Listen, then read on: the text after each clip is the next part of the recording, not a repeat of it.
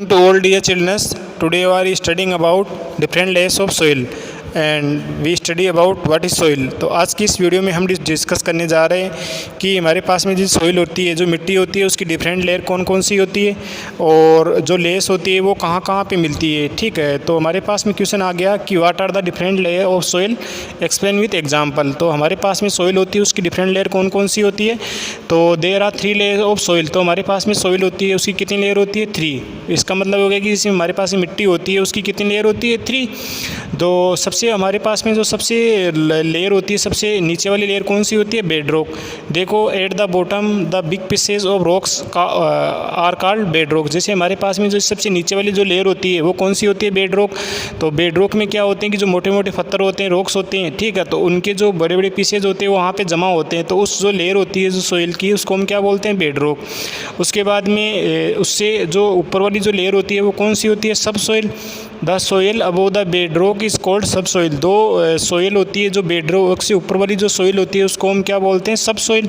क्या बोलते हैं, सब सोइल। उससे फिर ऊपर वाली एक लेयर और होती है तो उसको हम क्या बोलते हैं, top soil. The top most layer of soil is called top soil. तो हमारे पास में सबसे जो ऊपर वाली जो लेयर होती है सोइल की, उसको हम क्या बोलते हैं, टॉप सोइल। जो सबसे ऊपर वाली टॉप सोइल, फिर उससे नीचे वाली सब सोइल, फिर उससे नीचे वाली बेड रॉक। तो ये हमारे पास में 3 जो लेयर हो गई वो सोइल की हो गई। एक तो हमारे पास में बेड रॉक हो गई सबसे नीचे वाली, और सबसे बीच वाली हो गई सब सोइल, फिर उससे सबसे ऊपर वाली टॉप मतलब सबसे बाहर वाली जो लेयर होगी सोइल की वो कौन सी होगी, टॉप सोइल। तो ये 3 लेयर होती है सोइल की। अब हमारे पास में अगला वाला क्वेश्चन हो गया कि व्हाट इज ह्यूमस। ह्यूमस क्या होता है। देखो some amount of brownish black material formed when plant and animal decay called humus. जैसे हमारे पास में प्लांट और एनिमल होते हैं, ठीक है, तो वो यदि एनिमल कोई जानवर यदि मर जाता है यदि और यदि कोई प्लांट है वो सड़ जाता है, गल जाता है, तो जहाँ पे वो जानवर यदि मरता है और यदि जहाँ पे वो प्लांट वगैरह सड़ जाते हैं, गल जाते हैं, तो वहाँ पे जो मिट्टी होती है, ठीक है, तो वो एक ब्राउन ब्राउन कलर की हो जाती है, तो उसको हम क्या बोलते हैं, ह्यूमस। क्या बोलते हैं, ह्यूमस। अब हमारे पास में इस फिगर में देखो, इस फिगर के थ्रू हम समझेंगे कि हमारे पास में जैसे जो डिफरेंट लेयर्स होती है सोइल की वो कैसे कैसे होती है। जैसे हमारे सबसे ऊपर वाली देखो टॉप सोइल। टॉप सोइल में देखो ये प्लांट होते हैं, ये यहाँ से ग्रो करते हैं, सारा का सारा जो वाटर और मिनरल्स होते हैं वो यहाँ से अब्जॉर्ब होते हुए नीचे वाले रूट की तरफ अब जाते हैं, ठीक है। तो सबसे ऊपर वाली जो लेयर होती है वो कौन सी होगी, टॉप सोइल। और टॉप सोइल के नीचे वाली जो लेयर हो गई कौन सी हो गई, सब सोइल। तो सब सोइल में जो रूट होती है वो मिलती है टॉप सोइल में। जो प्लांट होता है उसका जो बाहर वाला जो इसका जो बाहर वाला स्ट्रक्चर होता है वो हमें देखने को मिलता है, ठीक है। उसके बाद में देखो सब सोइल की नीचे वाली एक जो लेयर होती है सोइल की वो कौन सी होती है, बेड रॉक। देखो बेड रॉक में छोटे छोटे पत्थर के टुकड़े होते हैं, ये जमा होते हैं, ठीक है। तो इस डायग्राम में हमने जो डिफरेंट लेयर्स होती है सोइल की हमने डिस्कस किया। सबसे ऊपर वाली तो टॉप सोइल हो गई, टॉप सोइल के नीचे कौन सी होगी, सब सोइल, और सब सोइल के नीचे कौन सी होगी, बेड रॉक। तो बेड रॉक सबसे नीचे वाली हो गई, सबसे ऊपर वाली कौन सी होगी, टॉप सोइल, और सबसे बीच वाली कौन सी होगी, सब सोइल।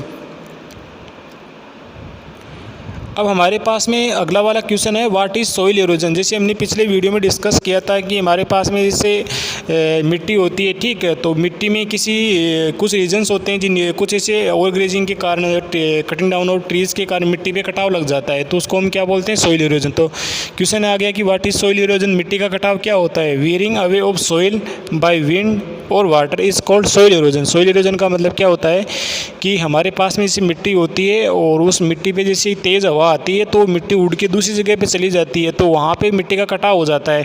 और ऐसे ही जब तेज़ बहाव वाला पानी आता है तो उस पानी के बहाव के साथ में मिट्टी बह के चली जाती है, तो वहाँ पे मिट्टी पे बिल्कुल कटाव हो जाता है। सारे जो मिनरल्स होते हैं, जो फर्टिलाइज़र होते हैं, जो मैन्यूर होते हैं, वो सारे के सारे उसमें पानी में बह के चले जाते हैं या हवा के साथ उड़ के चले जाते हैं, तो उस ज़मीन में मिनरल्स की, ठीक है, और मैन्यूर की कमी हो जाती है, तो उसको हम क्या बोलते हैं, सॉइल इरोजन। क्या बोलते हैं, सॉइल इरोजन का मतलब क्या हो गया कि wearing away of soil by wind और water is called soil erosion. उसको हम क्या बोलते हैं, सॉइल इरोजन।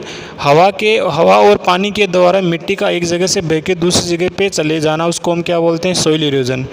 अगले वाला क्वेश्चन देखो what are the reasons of soil erosion. Soil erosion के रीजन्स क्या क्या होते हैं। इसके पीछे जैसे हमारे पास मिट्टी का कटाव होता है तो उसके पीछे कुछ न कुछ रीजन्स होते हैं, ठीक है, जिसमें ह्यूमन रीजन भी हो गए, एनिमल रीजन्स भी हो गए। तो जिसमें हमारे पास में सबसे पहला है कटिंग डाउन ऑफ ट्रीज। सबसे पहले हम क्या करते हैं हैं कि जहाँ पे हमें पेड़ लगाने चाहिए तो वहाँ पे हम पेड़ लगाते नहीं हैं, और पेड़ों को हम उसको बहुत जो ज़्यादा मात्रा में उसको काट लेते हैं।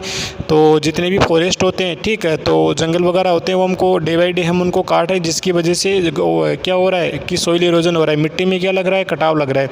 क्योंकि पेड़ों को हम काटेंगे तो जो पेड़ की जो रूट्स होती है वो ज़मीन के ऐसे बांध के रखती है टाइटली, तो जिसकी वजह से सॉइल इरोजन नहीं होता है, मिट्टी में कटाव नहीं लगता है। और यदि हमने बहुत सारे पेड़ काट लिए तो वो पानी के बहाव के साथ और हवा जैसी आती है तो मिट्टी एक जगह से उड़ के दूसरी जगह पे चली जाती है, जिसकी वजह से क्या हो जाता है, सॉइल इरोजन, उस मिट्टी में क्या लग जाता है, कटाव लग जाता है। उसका अगला वाला सेकंड वाला रीज़न देखो, ओवर ग्रेजिंग बाय कैटल्स। कई बार क्या होता है कि हमें जैसे कैटल्स का मतलब होता है पशु वगैरह, जानवर वगैरह, तो ओवर ग्रेजिंग का मतलब क्या होता है, चराना। ओवर ग्रेजिंग का मतलब होता है बहुत ज़्यादा। जैसे हमारे पास में जानवर होते हैं तो हम उनको चराई करने के लिए लेके जाते हैं, तो हम उनको बहुत दिनों तक यदि फील्ड में चराते रहते हैं, उसको लैंड पर चराते रहते हैं, तो उसकी वजह से क्या होते हैं कि जो जानवर होते हैं उनके खुर वगैरह होते हैं, तो उनसे जो ज़मीन होती है वो क्या हो जाते हैं कि उससे ज़मीन में इरोजन लग जाता है, जिसकी वजह से वो क्या होता है, ज़मीन एक जगह से दूसरी जगह पे जो उनमें जो खुर होते हैं उनमें जो मिनरल्स होते हैं, ठीक है, और जो खाद वगैरह होती है उनके अंदर